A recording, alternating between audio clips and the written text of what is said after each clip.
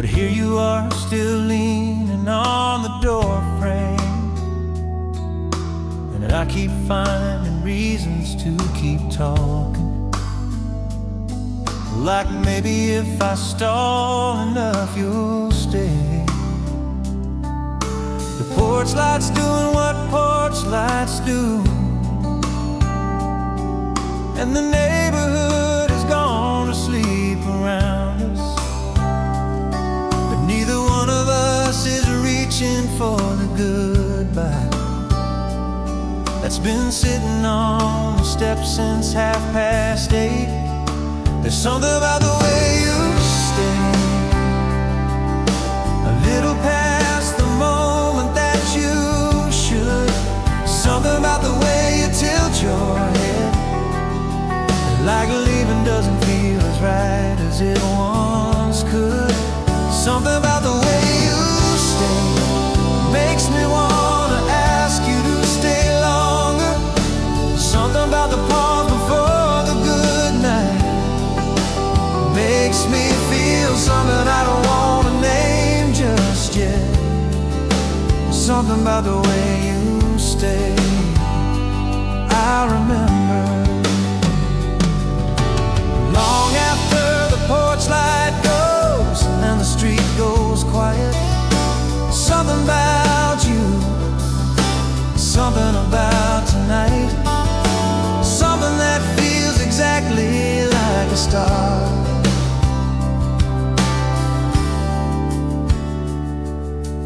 You said I should go and meant the opposite. I heard it in the breathing between the words, the sentence that a person says when going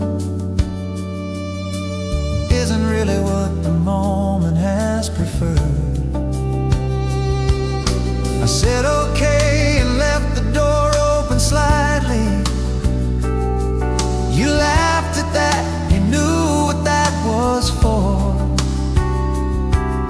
And somewhere in the laughter and the lamplight, we both agreed on something without words. Something about the way you stay makes me wanna ask you to stay longer.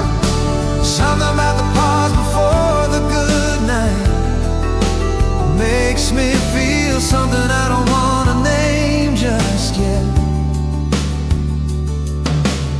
I've been here before, I thought I had, but this particular porch on this particular night has a quality I haven't met before. There's something half familiar and entirely right. Stay a little longer, just a little more. Something about you I haven't felt before.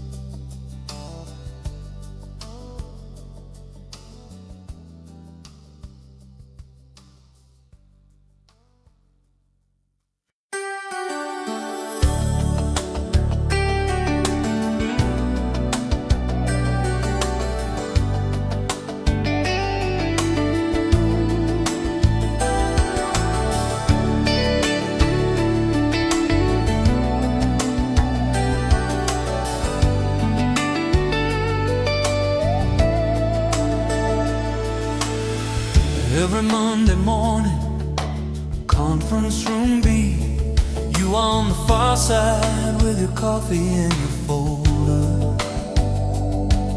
Every Monday I find reasons to sit near. Every Monday I get exactly 1 year older. agenda runs its course, we do our parts, professional and careful as the room requires. But when the meeting ends and people gather close, I linger by the whiteboard like a liar.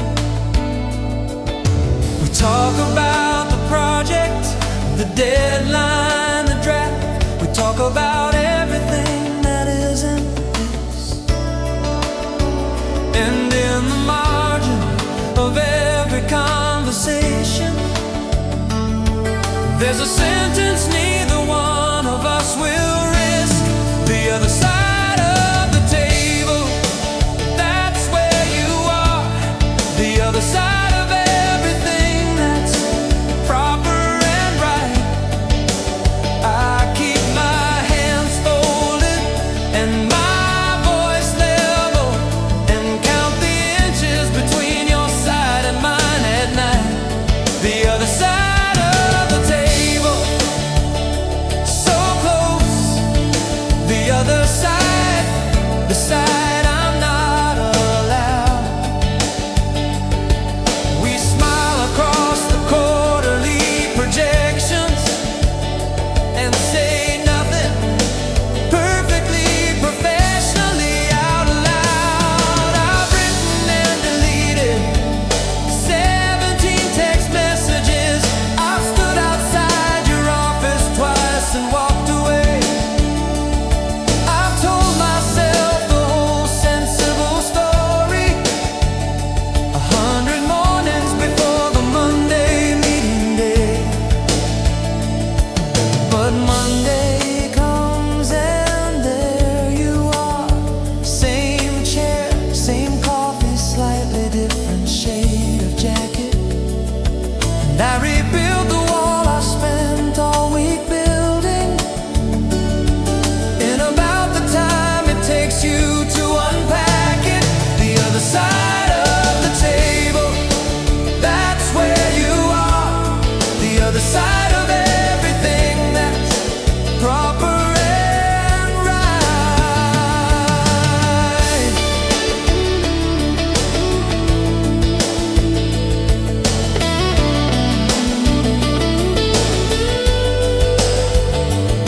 I wonder if you know, I think you might. The way you time your questions just for me, the way you find my eyes across the agenda, with the smallest, most specific kind of seed. Other side of the table,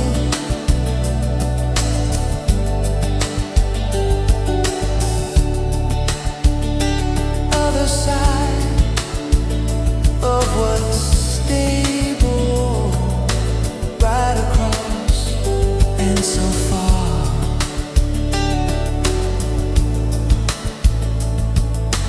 Other side, there you are.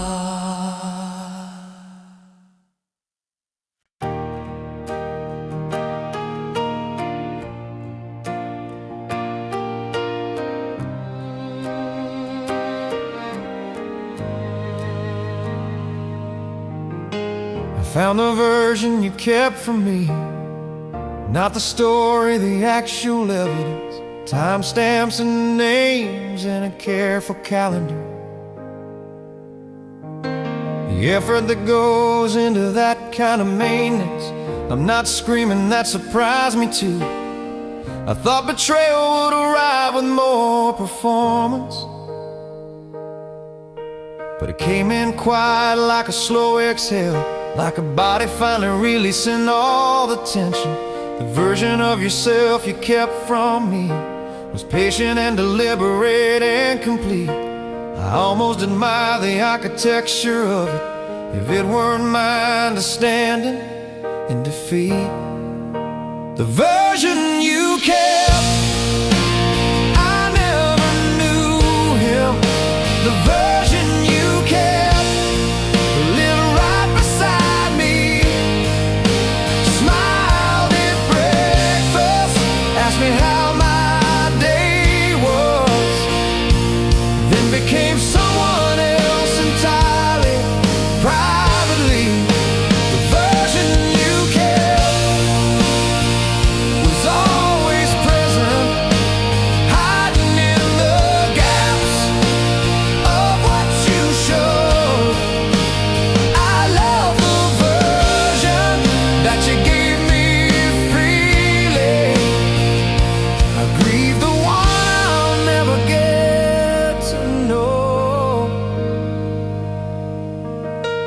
Been sitting with the strangeness of it, the way a life can have a second life inside, the way a person can be two complete things with enough discipline and enough pride.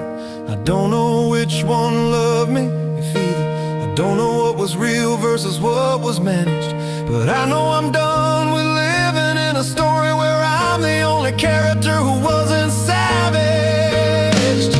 The version you kept, I never knew him. The version you kept lived right beside me.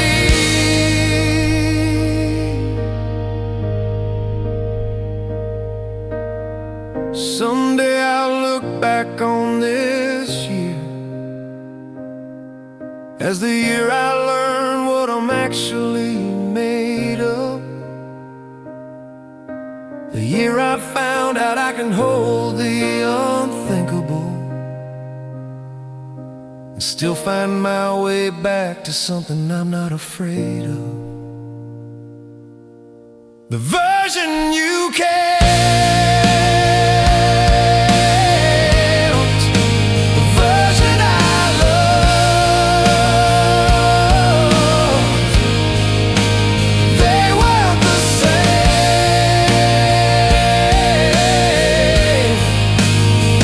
Now I know enough.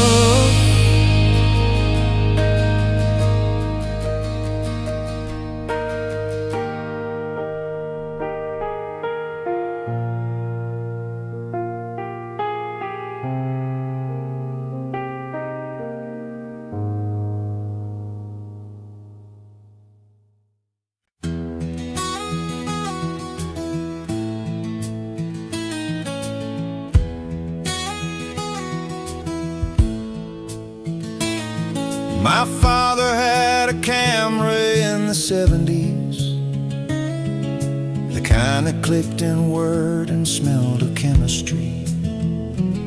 He'd develop everything on Sunday evenings in the red-lit basement, me watching, age of 3. I found the slides last month inside a shoebox, a carousel of Kodachrome Octobers, and in among the holidays and backyard afternoons was everything I thought I had grown over. There you are in the yellow kitchen, 1987. There's the car we drove to the coast that summer noon. There are 20 years of ordinary life preserved in 32mm room. 32mm film, holding everything that felt too small to name while it was living. Every birthday, every Thursday, every nothing day, now framed in gold and luminous and giving. 32mm truth, the past is physical. It sits in boxes waiting to be found. And when you hold the slides up to the lamplight, all the years come flooding back to solid ground. There's one of you asleep in the green hammock, the summer before everything went different. Your hair across your face, one shoe off, one on, and everything we were, immediate and vivid. I didn't know I was losing it while living it. Nobody ever does, that's the cruelest trick. The moments that define you are invisible until they're fixed in silver and arithmetic. 32mm film, holding everything that felt too small to name while it was living. I'm gonna have them printed, proper prints, and put them somewhere them from the chair. Because the past deserves a frame on the actual wall, not just a box that waits beneath the stair. 32 millimeter, every Sunday light. 32 millimeter, hold the past upright.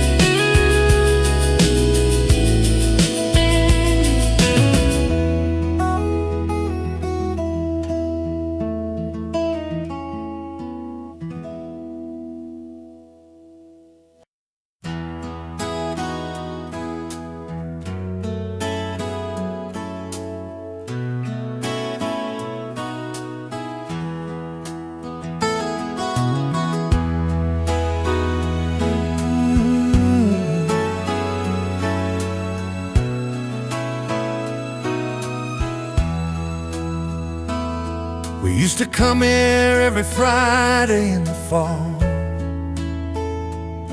Same booth, the one beside the window with the draft. The waitress, different now, still brings 2 coffees. Before we asked, I noticed and I laughed. You said you must remember us, I said maybe. We both knew the place just has its habits. But for a moment it felt like nothing changed, like time had just misplaced us and come back with it. Same booth, different year, different us. Same coffee, same window, same draft. Distance of the years between 2 visits as a way of making everything both before and after. Same booth, different year, but here we are, finding our way back through the ordinary. Same old diner, same old corner table, carrying what we carry. Same booth, different year, and something softer, something in us that the years have pressed to go. Same booth, and I don't know what this is becoming, but I know I'm glad we both came in from the cold. You always ordered. I noticed that some things survive every version of a person. The apple pie still warm, you pushed it toward me. I know you wanted, yes I did, still certain. We talked about the things that happened between us, the way adults discuss what shaped them calmly. And somewhere near the second cup of coffee, the gap between the years felt slightly smaller. Same booth, different year, but here we are, finding our way back through the ordinary. Not sure what we're rebuilding, if we're building, or just 2 people warming up in a familiar room. But warm is more than I had in the winter, and familiar is enough to share an afternoon. Same booth, different year, same feeling. Glad you're here.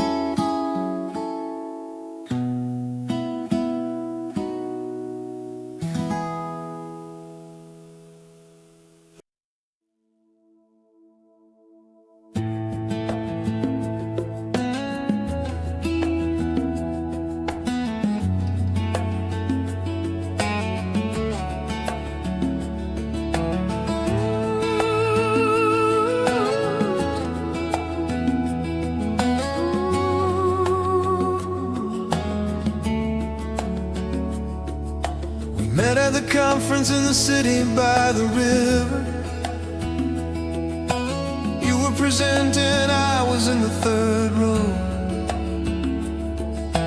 After the session we walked along the water and talked until the streetlights came on slow. 2 days and something happened in those 2 days, the kind of something that doesn't need much time. You were flying back to Oslo on the Thursday. I was driving north, and that was the whole line. Right country for each of us, wrong for each other. Right people, right feeling, wrong map. Right conversation, right silence, right meaning, right everything except the geography gap. Right country, wrong time, wrong coordinates. Right person, wrong continent, right eyes. We found each other in the exact right moment, in the exact wrong place, under the same white skies. Right country, wrong time.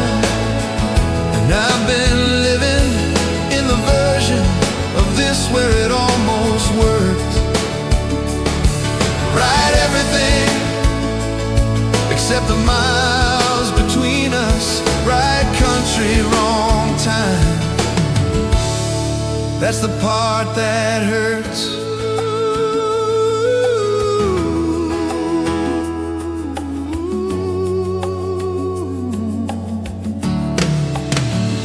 We kept in touch the way that people tried to, across the time zones and the weekly lives. And every message was a small reminder of what we found and what the map denies. Last spring you visited for a conference. I met you at the same spot by the water, and all of it was still exactly present. Every bit of what the distance hadn't altered. Right country, wrong time, wrong coordinates. Right person, wrong continent, right eyes.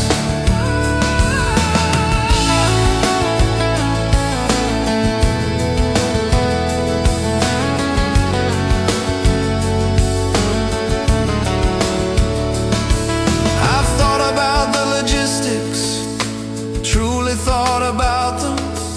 Who moves, who adjusts, who gives the most? But love that requires someone to be uprooted sometimes grows better as a long distance goes. Right country, wrong time. Right you, wrong lies.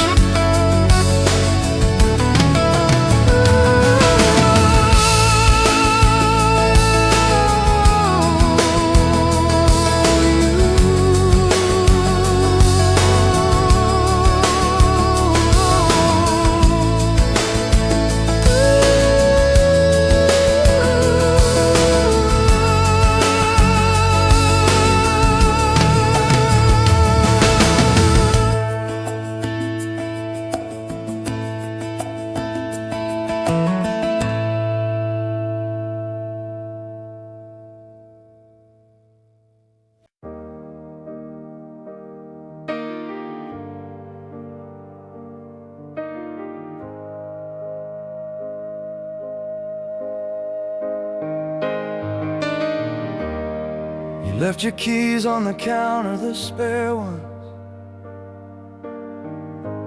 ones I gave you in that first good year. I found them in the morning with a note that said the things we'd said already clear.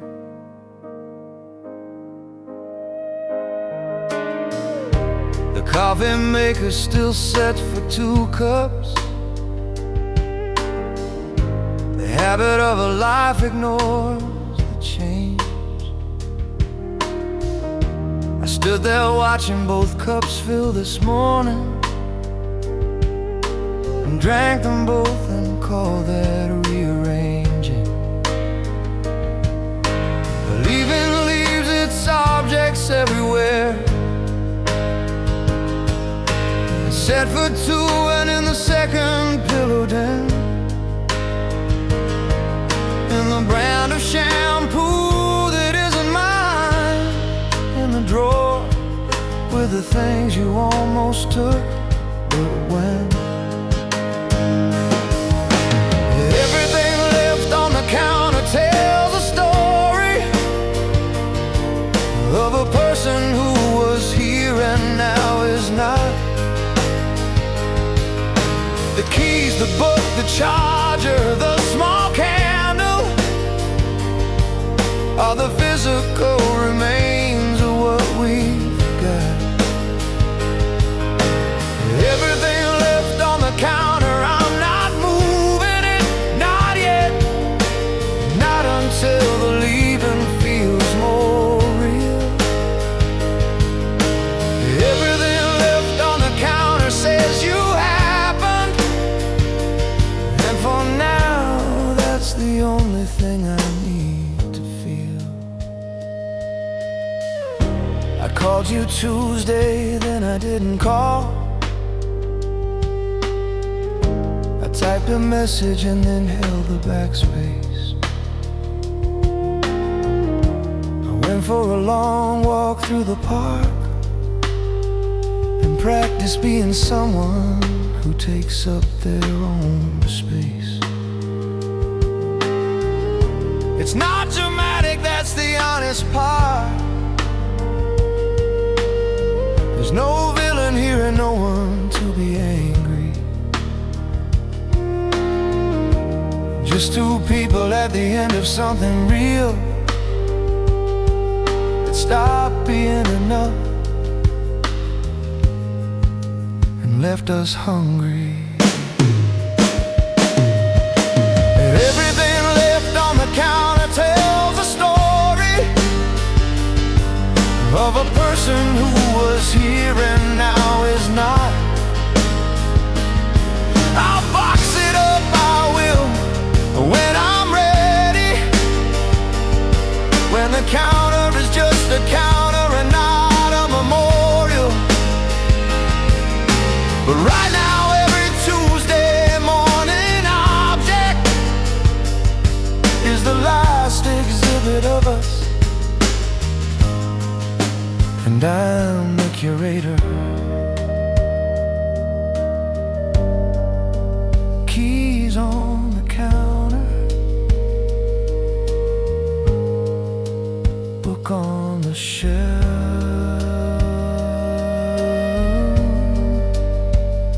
You everywhere, me by myself.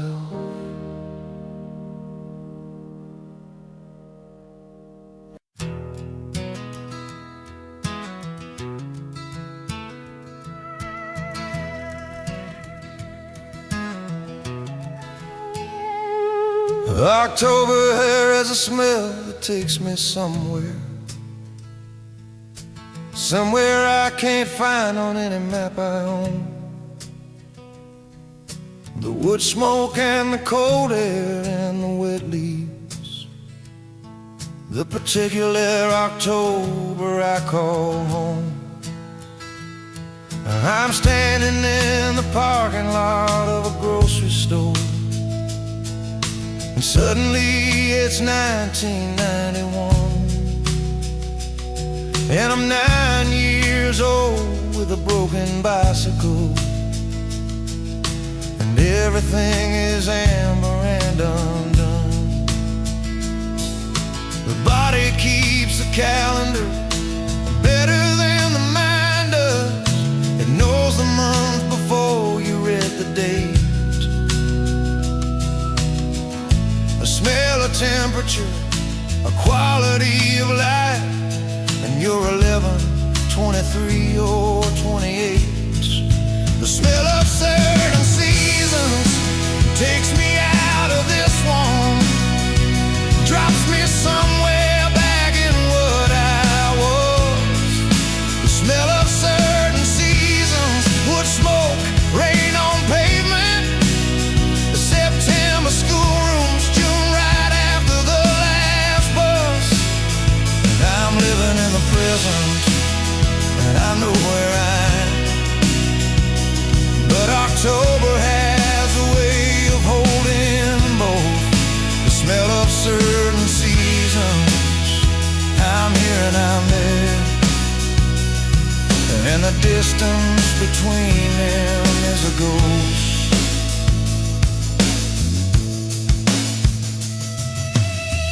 May smells like someone else's backyard sprinkler, and a childhood that belonged to all of us. The chlorine of a public pool on a hot Tuesday, and the specific freedom of the last school bus. December smells like something I can't name exactly. Pine and cold and kitchen and the dark at 4. Something made of childhood and of longing, something you feel most when you're farthest from the door. Smell of certain seasons takes me out of this one, drops me somewhere back in what I was. I'm not sad, I wanna be clear about that. These are not the memories that weigh me down. They're the ones that remind me I have somewhere, a fixed address, a season, and a town. October, I know you. November, I feel you. The smell of something past that never really left.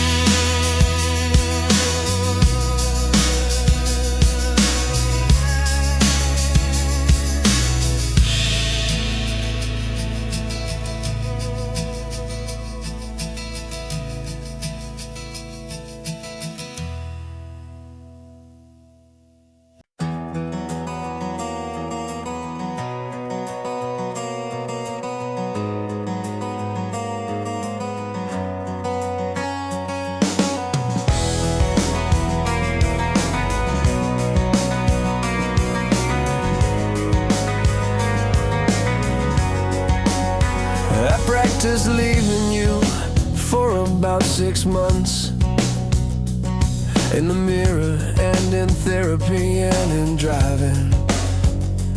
I got pretty good at the present tense without you, sleeping through the night and out arriving at parties without scanning for your face, at weekends without the shape of you in them, at being the full version of myself without the comfortable habit of your rhythm. I was good at it, genuinely good. I had the muscle memory of moving on. Then you walk back in on an ordinary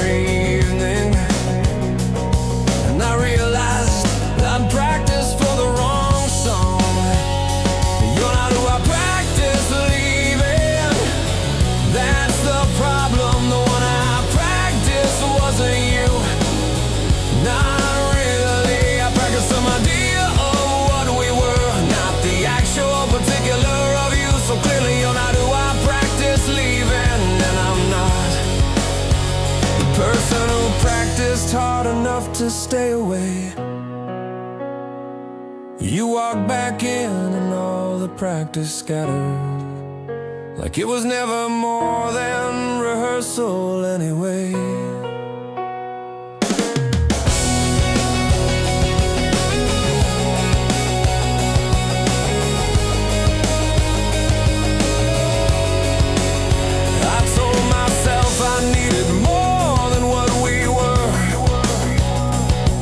Certainty, more stillness, more direction.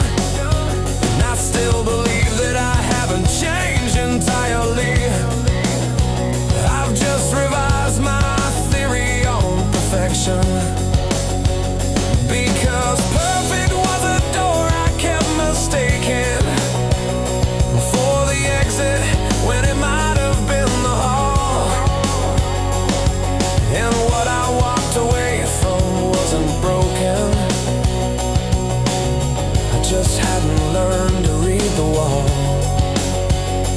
Nor do I practice leaving, that's the problem. The one I practiced wasn't you, not really. I'm not saying this is simple, it isn't. I'm not saying I know what happens next.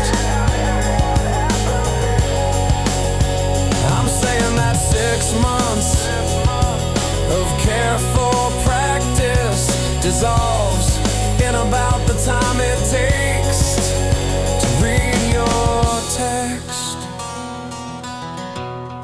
Not who I practiced, not what I expected. Here you are, here I am, unpracticed.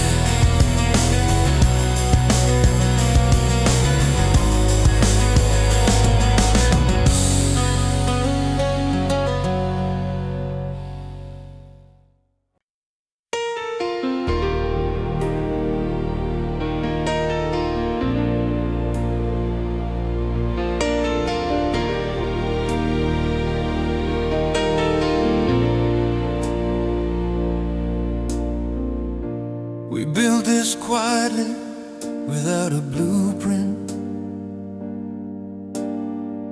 one room at a time and no fixed plan. A kitchen that became the center of everything, a porch that became the place to understand. The walls went up unevenly, some crooked. We leveled them together without a fuss. And what emerged across the years of building was something only possible between the two of us. An architect would find the structure of the load-bearing walls, but not where logic says. But every weight is held by something real, and nothing in this structure ever sways.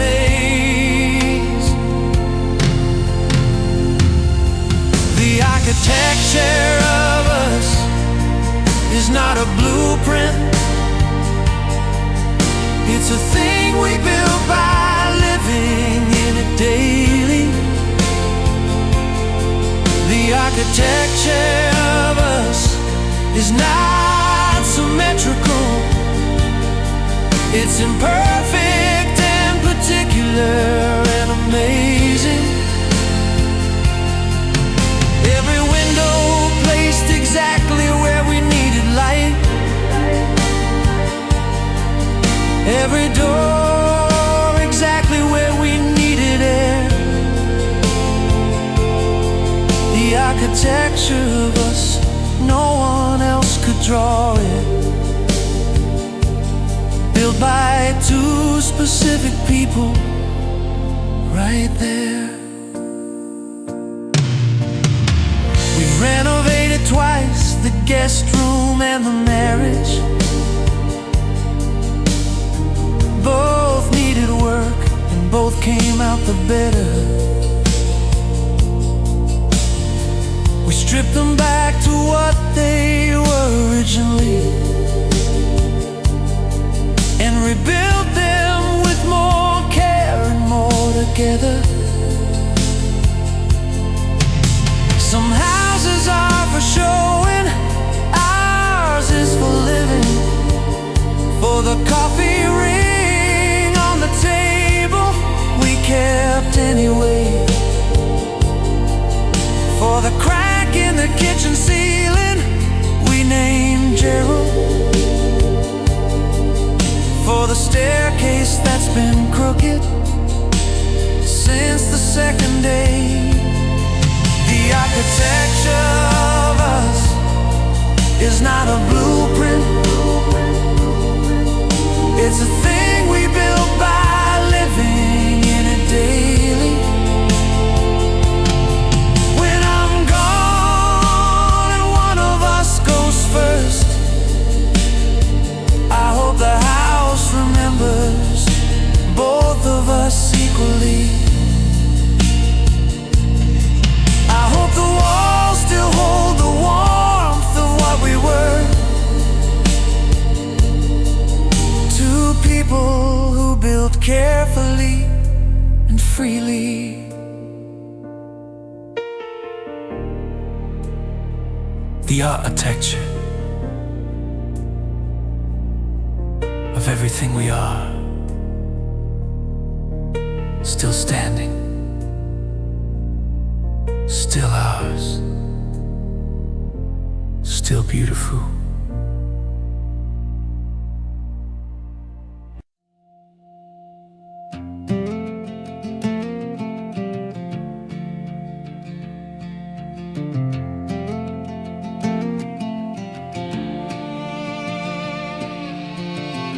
The first fall without you was the strangest one. The leaves did everything they always do. The temperature dropped exactly when it should, and none of it consulted me or you. The world has its own calendar, I learned that. The seasons don't adjust for what we've lost.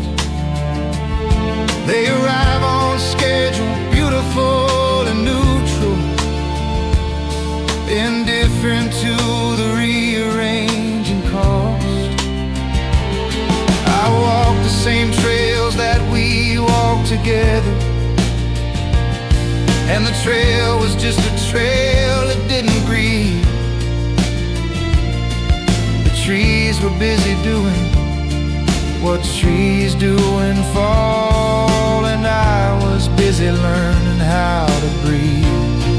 The season after you has its own beauty that I wasn't ready for and didn't plan. The season after you kept being gorgeous, kept arriving with its color and its span. I wanted everything to pause for losing you, for the world to hold a service, go to grave. But the season after you was red and golden, and I had to learn to love it anyway. By winter I had made a kind of peace, not with losing you that takes much longer, but with the fact that beauty doesn't stop for grief. And grief in beauty makes you stronger. Spring arrived and I planted something new. For the first time in the yard we used to share. I don't know what it is yet, that's the point. Planting in the not knowing, learning to care. The season after you has its own beauty that I wasn't ready for and didn't plan. I think you would have wanted me to see it the way October lights the valley from the hill. You always said that beauty was a duty to notice and to carry, and I will. Season after still arrives. The season after I'm still alive.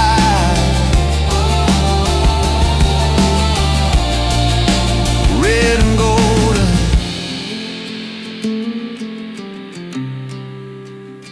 and I'm here.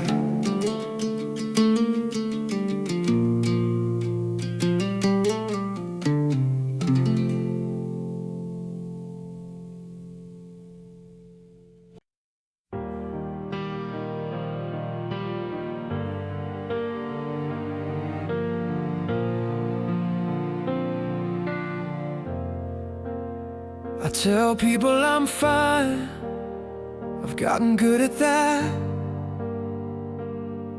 The particular posture and the particular tone, the way you learn to answer before the question,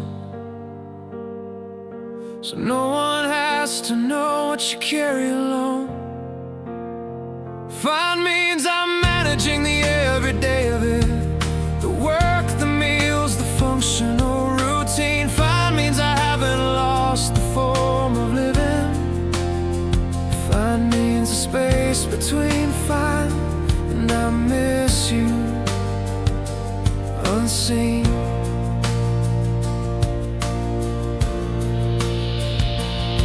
But there's a half a world between the fine I'm saying and the fine I mean, and it's where I actually live. Half a world of what I haven't said out loud, and everything I'd still give. Half a world away from fine, that's where I'm standing. Half a world from okay, in the middle of missing you. Half a world of almost, of nearly, of managing. Half a world from the truth of what I'm going through. Half a world away from fine, and some days closer, some days farther. That's how healing works, I'm told. Half a world away from fine, still I'm moving through the half a world between the lost and the whole. I saw you in a dream, not the dramatic kind. Just you sitting in the kitchen reading, completely ordinary, completely you. And I woke up with the specific ache of needing.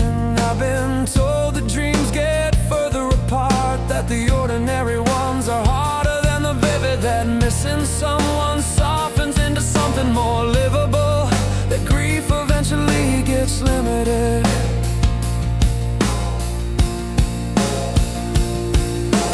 Half a world away from fine, that's where I'm standing. Half a world from okay, in the middle of missing you. I'm not asking to stop feeling this, I'm just asking for enough light to see by enough of whatever comes after the missing, to make out the shape of something